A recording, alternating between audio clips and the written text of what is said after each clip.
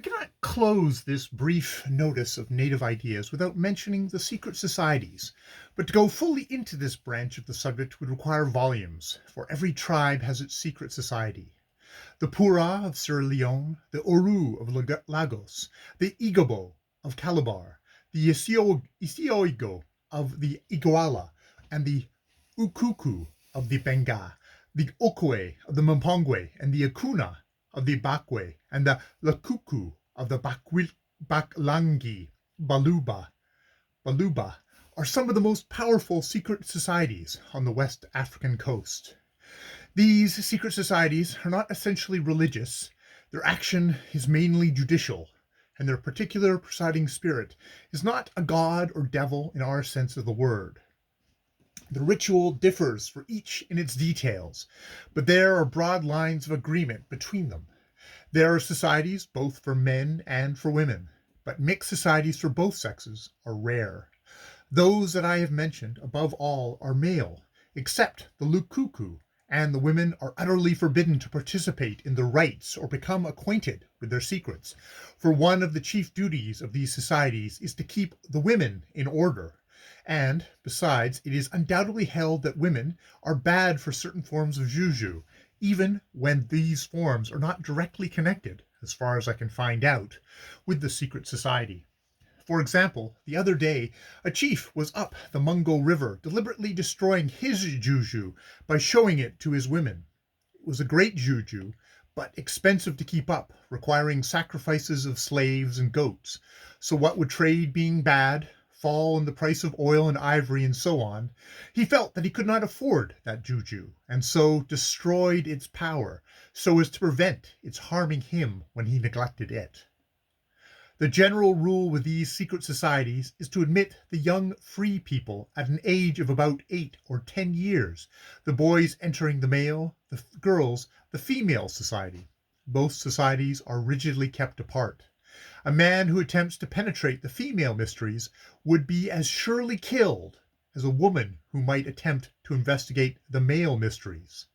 Still, I came in 1893 across an amusing case which demonstrates the inextinguishable thirst for knowledge, so long as that knowledge is forbidden, which characterizes our sex. It was in the district just south of Big Bantanga. The male society had been very hard on the ladies for some time, and one day one star-like intellect among the latter told her next-door neighbor, in strict confidence, that she did not believe Akuna was a spirit at all, but only old so-and-so dressed up in leaves. This rank heresy spread rapidly, in strict confidence, among the ladies at large, and they used to assemble together in the house of the foundress of the theory, secretly, of course, because husbands down there are hasty with the cutlass and the casango, and they talked the matter over. Somehow or other, this came to the ears of the men. Whether the ladies got too emancipated and winked when Akuna was mentioned, or asked how Mr. So-and-so was this morning in a pointed way after an Akuna manifestation, I do not know.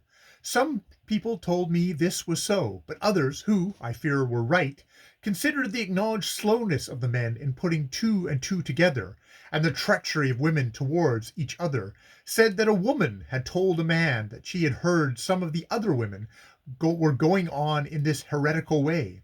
So anyhow, the men knew and were much alarmed. Skepticism had spread by now to such an extent that nothing short of burning or drowning all the women could stamp it out and reintroduce the proper sense of awe into the female side of society.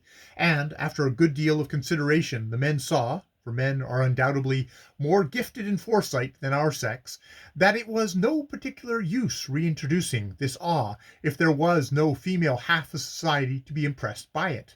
It was a brain-straining problem for the men all round, for it is clear society cannot be kept together without some superhuman aid to help keep the feminine portion of it within bounds.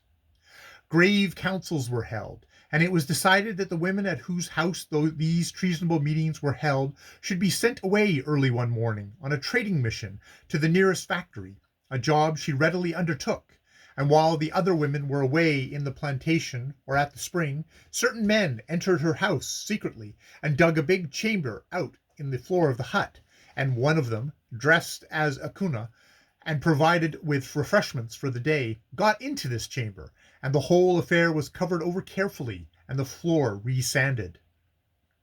That afternoon there was a big manifestation of of Kun. He came in the most awful, most terrible form. His howls were awful, and he finally went dancing away into the bush as night came down. The ladies had just taken the common sense precaution of removing all goats, sheep, fowls, etc., into enclosed premises, for, like all his kind, he seizes and holds any property he may come across in the street. But there was evidently no emotional thrill in the female mind regarding him, and when the leading lady returned home in the evening, the other ladies strolled into their leader's hut to hear about what new cotton prints, beads, and things Mr. had gotten at his factory by the last steamer from Europe, and, interestingly, kindred subjects bearing on Mr. When they had threshed these matters out, the conversation turned on to religion, and what fools those men had been making of themselves all the afternoon with their akun. No sooner was his name uttered than a venomous howl, terminating in squeals of rage and impatience, came from the ground beneath them.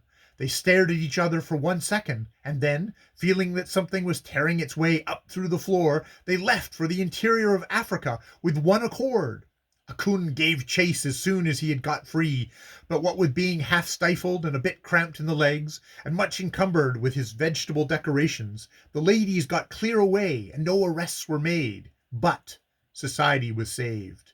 Skepticism became in the twinkling of an eye a thing of the past, and, although no names were taken, the men observed that certain ladies were particularly anxious, and regardless of expense, in buying immunity from Akun. They fancied that these ladies were probably in that hut on that particular evening, but they took no further action against them, save making Akun particularly expensive.